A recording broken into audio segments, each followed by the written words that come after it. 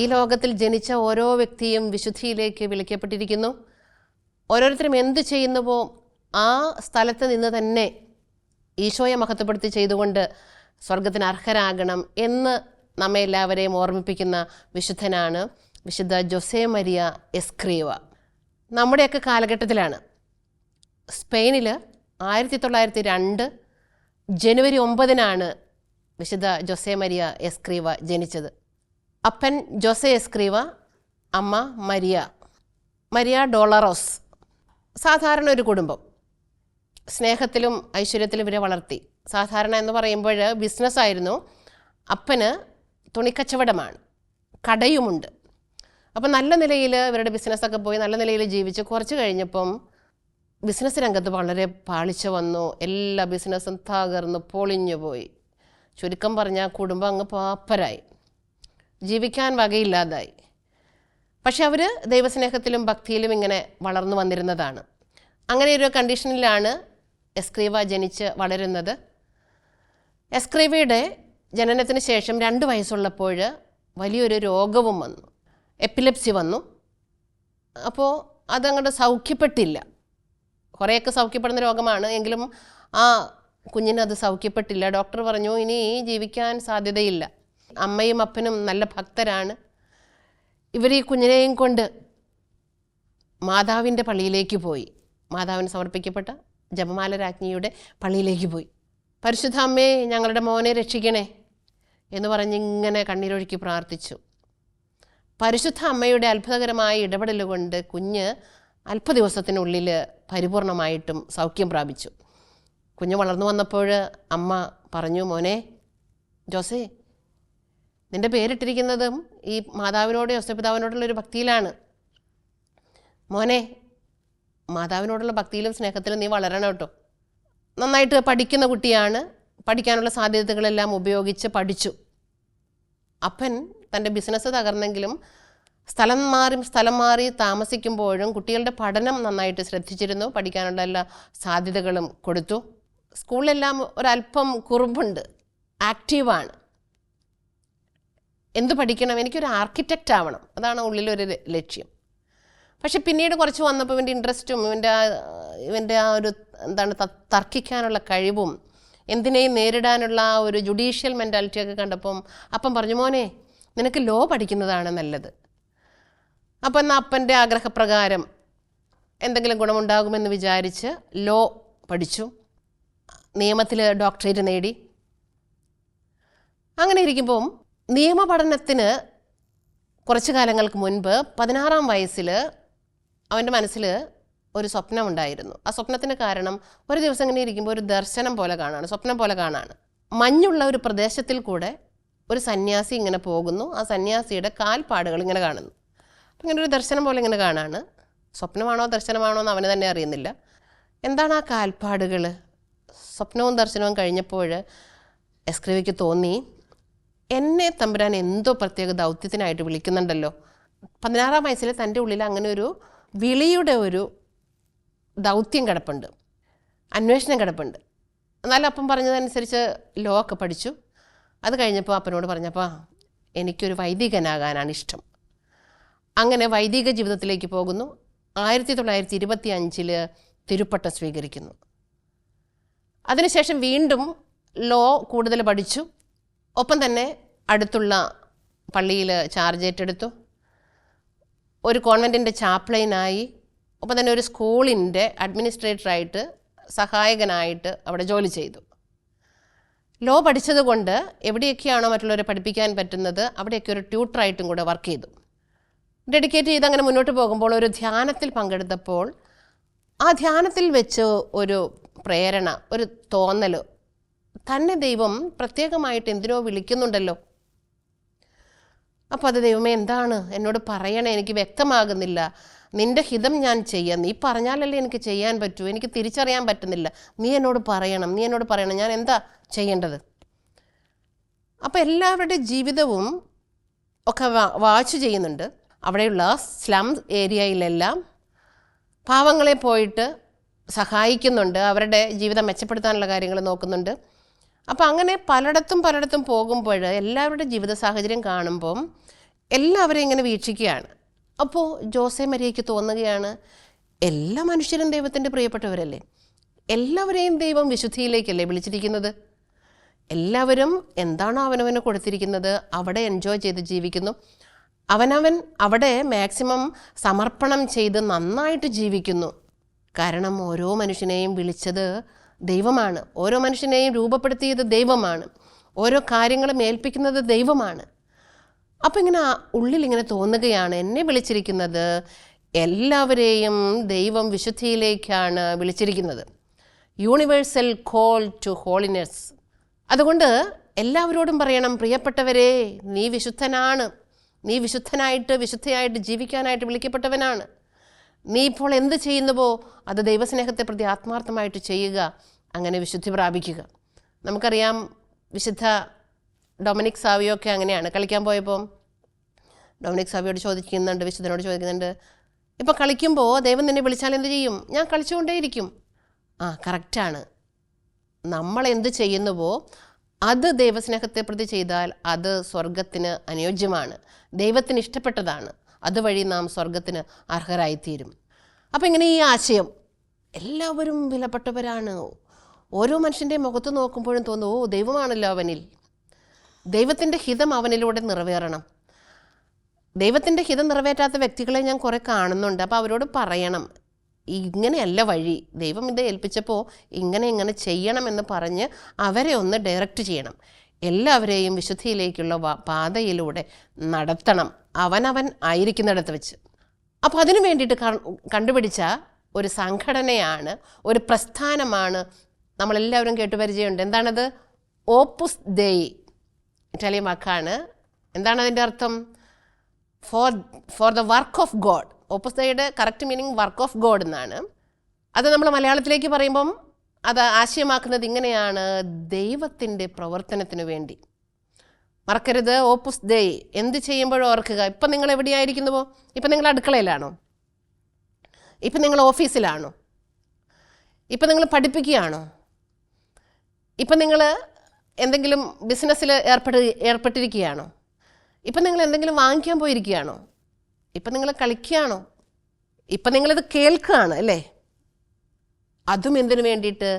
ദൈവമഹത്വത്തിന് വേണ്ടിയിട്ട്. എല്ലാം ദൈവമഹത്വത്തിന് വേണ്ടി, എല്ലാം ദൈവത്തിൻ്റെ വർക്കാണ്. ദൈവം നിങ്ങളിലൂടെ പ്രവർത്തിക്കുന്നു. അടുക്കളയിൽ ഇരുന്നു കൊണ്ട് ഇപ്പോൾ ഭക്ഷണ പദാർത്ഥം ഉണ്ടാക്കുന്ന പ്രിയപ്പെട്ടവരെ, ഇതിലൂടെ ദൈവമഹത്വപ്പെടുന്നു. നിങ്ങളുടെ പ്രവർത്തനം അതിന് തക്കതായിരിക്കണം, സന്തോഷത്തോടു കൂടി ആയിരിക്കണം വർക്ക് ചെയ്യേണ്ടത്.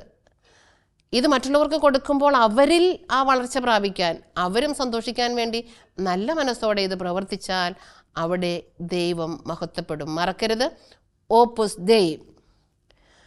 അപ്പം ഇങ്ങനെ ഈ പ്രസ്ഥാനം ജോസെ മരിയ എസ്ക്രീവ സംഘടിപ്പിച്ചു. ഇത് കേട്ടപ്പോൾ എല്ലാവർക്കും തോന്നി, ഇത് നല്ലതാണല്ലോ. അപ്പം എല്ലാവരെയും ക്ഷണിച്ചു, ഈ ഒരു പ്രസ്ഥാനത്തിലേക്ക് അംഗങ്ങളാകാൻ ആഗ്രഹിക്കുന്നവർക്കെല്ലാം വരാം. ഇതിനകത്ത് പ്രാക്ടീസ് കൊടുക്കും, എങ്ങനെയാണ് ദൈവത്തെ മഹത്വപ്പെടുത്തേണ്ടത്, ഡെയിലി നമ്മൾ ജീവിക്കുമ്പോൾ എങ്ങനെ നമ്മൾ ചെയ്യണം എന്ന് ഒരു ഡയറക്ഷൻ കൊടുക്കാൻ, ക്ലാസ് കൊടുക്കാൻ, പ്രീച്ചിങ്സ് കൊടുക്കാൻ വേണ്ടിയിട്ട് ഞങ്ങൾ തയ്യാറാണ്. അതിനു വേണ്ടിയിട്ട് ആൾക്കാരെ ഒരുക്കി പ്രബോധനങ്ങളെല്ലാം കൊടുത്തു. അപ്പോൾ ഇതിനകത്തുള്ള ഈ പ്രസ്ഥാനത്തിലേക്ക് ഒത്തിരി മെമ്പേഴ്സ് വന്നു. ഇതിൽ സാധാ ജനങ്ങൾക്ക്, വീട്ടിൽ ജീവിക്കുന്ന സാധാരണ ജനങ്ങൾക്ക് അല്ലെങ്കിൽ ലേ പീപ്പിളിന് ഇതിനകത്ത് അംഗത്വം സ്വീകരിക്കാം. ഇനി കോൺഗ്രിഗേഷൻസിലെ വൈദികർക്ക് അല്ലെങ്കിൽ സിസ്റ്റേഴ്സിന് ആർക്കും ഇതിൽ അംഗത്വം സ്വീകരിക്കാം. ഇത് എന്തിനുള്ളതാണ്? ഇത് എവിടെയായിരിക്കുന്നുവോ അവിടെ നിന്ന് വിശുദ്ധി പ്രാപിക്കാനുള്ള ഒരു പ്രാക്ടീസ് കൊടുക്കാനാണ്. അങ്ങനെ ഈ ഓപ്പുസ് ദേയ് എന്നുള്ള ഈ പ്രസ്ഥാനം എല്ലായിടത്തേക്കും വ്യാപിച്ചു. അതിനു വേണ്ടിയിട്ട് ഡെഡിക്കേറ്റ് ചെയ്യാണ്. ഓടി നടന്നാണ് ജോസെ മരിയ, ഇരിക്കുന്നില്ല, ഓടി നടന്ന് പ്രവർത്തിക്കുകയാണ്.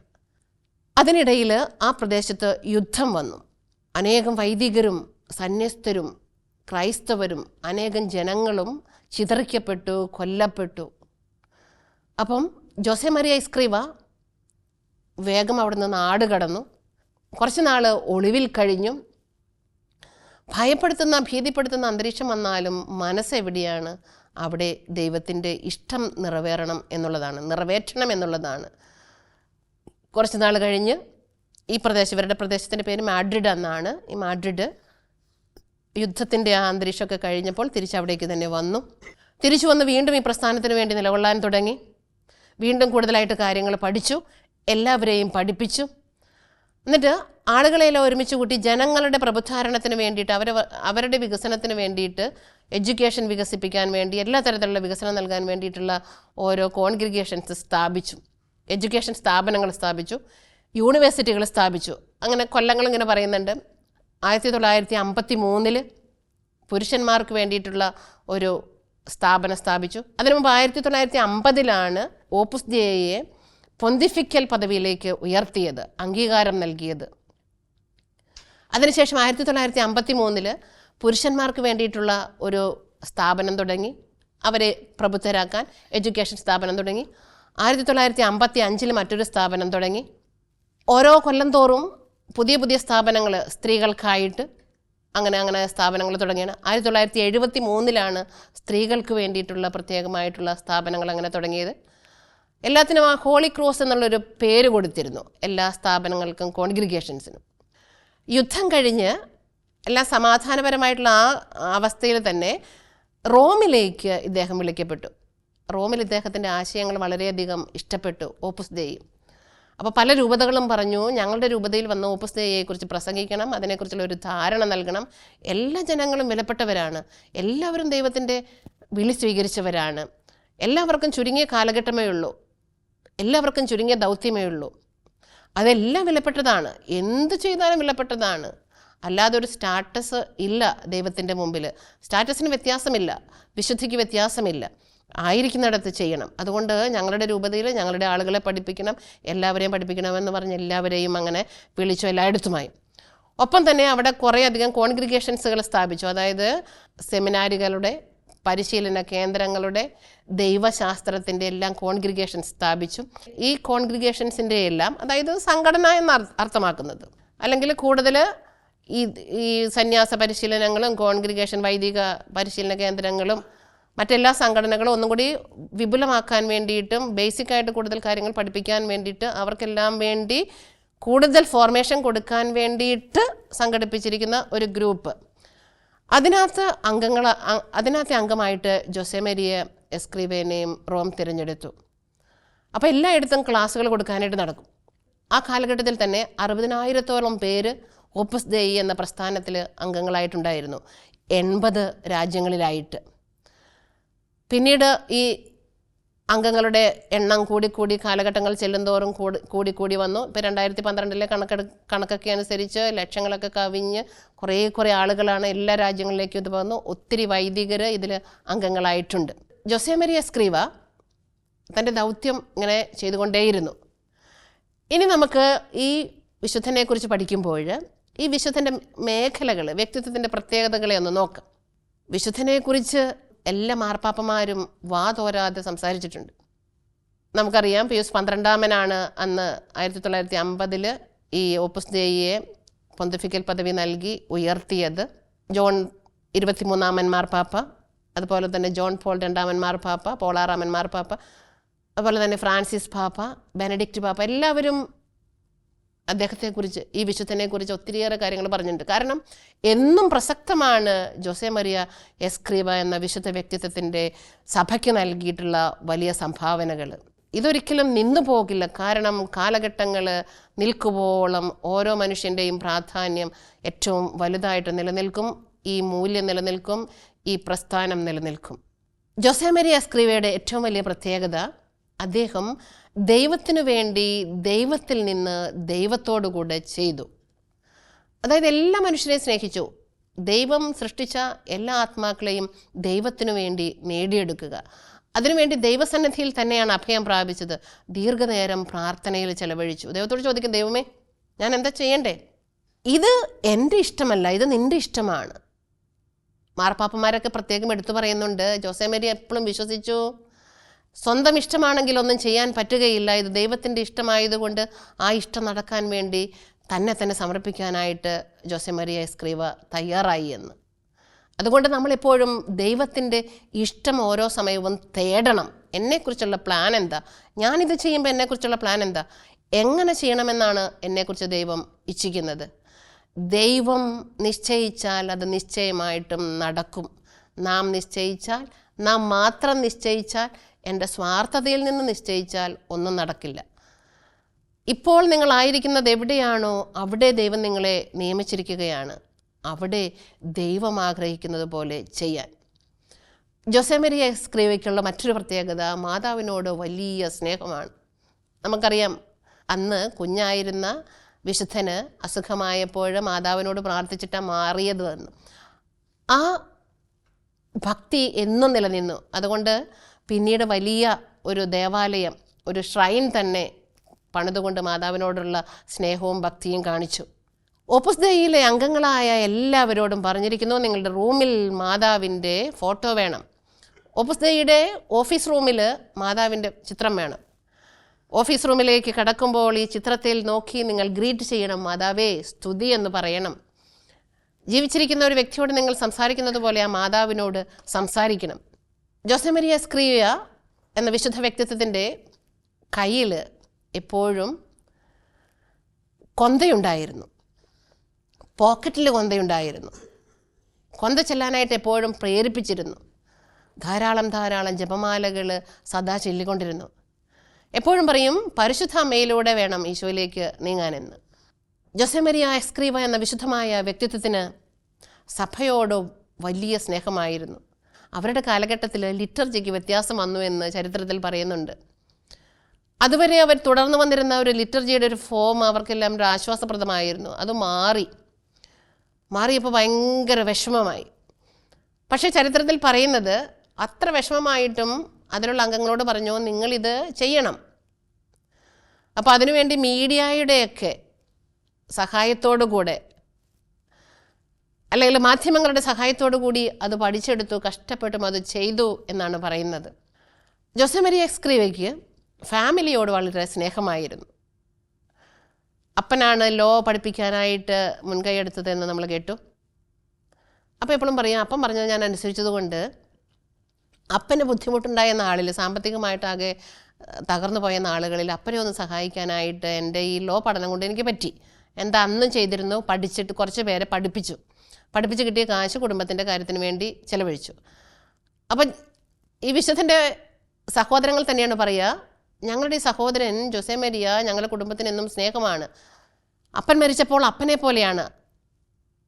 അപ്പൻ മരിച്ചപ്പോൾ അമ്മയോട് പറഞ്ഞു, അമ്മയെ വിഷമിക്കേണ്ട, ഞാനും ഉണ്ട് കൂടെമേ. അപ്പോൾ ഈ സഹോദരങ്ങൾ പറയുന്നു, ഈ ഒരു വാക്കെന്നും പാലിച്ചു. ഞങ്ങൾക്ക് എപ്പോൾ ഒരു ആവശ്യമുണ്ടെങ്കിലും ഒരു അപ്പൻ്റെ സ്ഥാനത്ത് നിന്ന് ഞങ്ങളെ സഹായിക്കാനായിട്ട് ഞങ്ങളുടെ കൂടെ ചേട്ടനുണ്ടായിരുന്നു. എപ്പോഴും ഓടി വരും. എത്ര തിരക്കാണെങ്കിലും ഞങ്ങളെ മറന്നിട്ടില്ല. കണ്ടോ, അതാണ് സ്നേഹത്തിന് വളരെ പ്രാധാന്യം കൊടുത്തു. അതുപോലെ തന്നെ ജോസെ മരിയ തനിക്ക് ഇഷ്ടപ്പെട്ട കാര്യങ്ങൾ ദൈവം ആഗ്രഹിക്കുന്നുവോ എന്ന് നോക്കിയിട്ടാണ് ചെയ്തിരുന്നത്. താൻ എഴുതിയ റൈറ്റിങ്സും തൻ്റെ ചില ബുക്കുകളും വളരെ പ്രാധാന്യം അർഹിക്കുന്നതാണ്. ദ വേ, വഴി, മാർഗം എന്ന് പറഞ്ഞ് ഒരു ലേഖനം എഴുതിയിട്ടുണ്ട്, ലേഖന പരമ്പര എഴുതിയിട്ടുണ്ട്. അത് 43 ഭാഷകളിലേക്ക് അന്ന് തന്നെ വിവർത്തനം ചെയ്യപ്പെട്ടു എന്നാണ് പറയുന്നത്. ലക്ഷങ്ങളുടെ കോപ്പികൾ ആ പുസ്തകം വിറ്റഴിഞ്ഞു എന്നാണ് പറയുന്നത്. ദ വേ, മാർഗം, വിശുദ്ധിയുടെ മാർഗം, ഓരോ വ്യക്തിക്കും വിശുദ്ധനാകാനുള്ള വഴി ആ പുസ്തകം പറഞ്ഞു കൊടുക്കുന്നു. ഒത്തിരിയേറെ കാര്യങ്ങൾ തൻ്റെ ജീവിതത്തിൽ പഠിപ്പിച്ചു തരുന്നുണ്ട്, വാചകങ്ങൾ. ദൈവം നിങ്ങളുടെ കൂടെയുണ്ടെന്നേ, പിന്നെ എന്തിനാ വിഷമിക്കുന്നേ? അവൻ ജീവിക്കുന്നു, അവൻ മരിച്ചിട്ടില്ല. അവൻ്റെ ഹിതം നിങ്ങൾ ചെയ്താൽ അവൻ നിങ്ങളുടെ കൂടെ ഉണ്ടായിരിക്കും. അവനോട് ചോദിച്ചിട്ട് ചെയ്യുക. നിങ്ങൾ മനുഷ്യരല്ലേ, നിങ്ങൾക്ക് തെറ്റുപറ്റും, വിഷമിക്കേണ്ട, പേടിക്കേണ്ട, പിന്തിരിയുക, ചോദിക്കുക ഞാൻ എന്താണ് ചെയ്യേണ്ടതെന്ന്. അവിടെ നിന്ന് നിങ്ങളെ നയിച്ചുകൊള്ളും, ഭയപ്പെടേണ്ട. സഭയോട് ചേർന്ന് നിൽക്കുക, അധികാരത്തോട് ചേർന്ന് നിൽക്കുക എന്ന് തൻ്റെ മാതൃകയിലൂടെ വിശുദ്ധനായ ജോസെ മരിയ എസ്ക്രീവ നമ്മെ പഠിപ്പിക്കുന്നു. അധ്വാനിച്ച് 73-ാമത്തെ വയസ്സിൽ 1975 ഹാർട്ട് അറ്റാക്കായിട്ട് ഒരു നിമിഷം കൊണ്ട് തൻ്റെ ആത്മാവിനെ ദൈവസന്നിധിയിലേക്ക് സമർപ്പിക്കുകയാണ്. അന്ന് റൂമിലായിരുന്നു എന്നാണ് പറയുന്നത്. പെട്ടെന്ന് കുഴഞ്ഞു വീണു, അപ്പോൾ തന്നെ ആത്മാവിനെ ദൈവസന്നിധിയിലേക്ക് സമർപ്പിച്ചു. ജോസെ മരിയ എസ്ക്രീവ എപ്പോഴും വിശുദ്ധനായിട്ട് ജീവിച്ചു, എപ്പോഴും വിശുദ്ധിക്ക് വേണ്ടി യത്നിച്ചു. എല്ലാവരും എപ്പോഴും വിശുദ്ധിയിലേക്ക് വിളിക്കപ്പെട്ടതുകൊണ്ട് ഭയമുണ്ടായില്ല. തൻ്റെ ആത്മാവിനെ സന്തോഷത്തോടുകൂടെ ദൈവകരങ്ങളിലേക്ക് സമർപ്പിച്ചു. പ്രിയപ്പെട്ടവരെ, ഈ വിശുദ്ധ വ്യക്തിത്വത്തെ കണ്ടുകൊണ്ട് എന്നും സഭ പഠിച്ചു, എന്നും സഭ പ്രോത്സാഹിപ്പിച്ചു.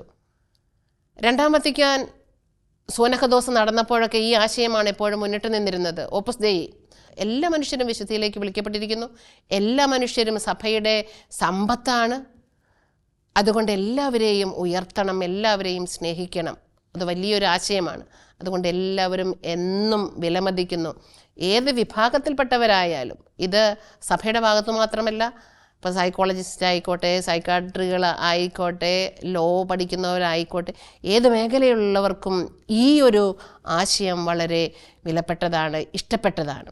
പ്രിയപ്പെട്ടവരെ, മറക്കരുത്, നാം ഓരോരുത്തരും വിശുദ്ധിയിലേക്കാണ് വിളിക്കപ്പെട്ടിരിക്കുന്നത്. എന്ത് ചെയ്ത്? ഇപ്പോൾ ചെയ്യുന്നത് ചെയ്തുകൊണ്ട്. എങ്ങനെ ചെയ്ത്? ദൈവം ആഗ്രഹിക്കുന്നത് പോലെ സന്തോഷത്തോടും സ്നേഹത്തോടും ദൈവത്തെ മഹത്വപ്പെടുത്തിക്കൊണ്ട് ചെയ്തുകൊണ്ട്. ഈ വിശുദ്ധ വ്യക്തിത്വത്തെ 2002 ജോൺ പോൾ രണ്ടാമൻ മാർപ്പാപ്പ വിശുദ്ധനായിട്ട് പ്രഖ്യാപിച്ചു. വിശുദ്ധ ജോസെ മരിയ എസ്ക്രീവ നമ്മുടെ കുടുംബാംഗങ്ങളെല്ലാവരെയും, നമ്മുടെ എല്ലാ നിയോഗങ്ങളെയും അനുഗ്രഹിക്കട്ടെ. നാം എല്ലാവരും, നമ്മുടെ കുടുംബങ്ങളിലെല്ലാവരും, നാമുമായി ബന്ധപ്പെട്ട എല്ലാവരും, ലോകത്തിലെല്ലാവരും ദൈവത്തിന് ഇഷ്ടപ്പെട്ട, ദൈവത്തെ മഹത്വപ്പെടുത്തുന്ന ജീവിതം നയിച്ചുകൊണ്ട് സ്വർഗത്തിന് പ്രാപ്തരായിത്തീരട്ടെ. എല്ലാവരുടെ എല്ലാ മേഖലകളെയും വിശുദ്ധ എസ്ക്രീവയുടെ മാധ്യസ്ഥം സഹായിക്കട്ടെ. എല്ലാവർക്കും ഓപ്പസ് ദൈയുടെ വർക്ക് ഓഫ് ഗോഡിൻ്റെ എല്ലാ ആശംസകളും നേരുന്നു.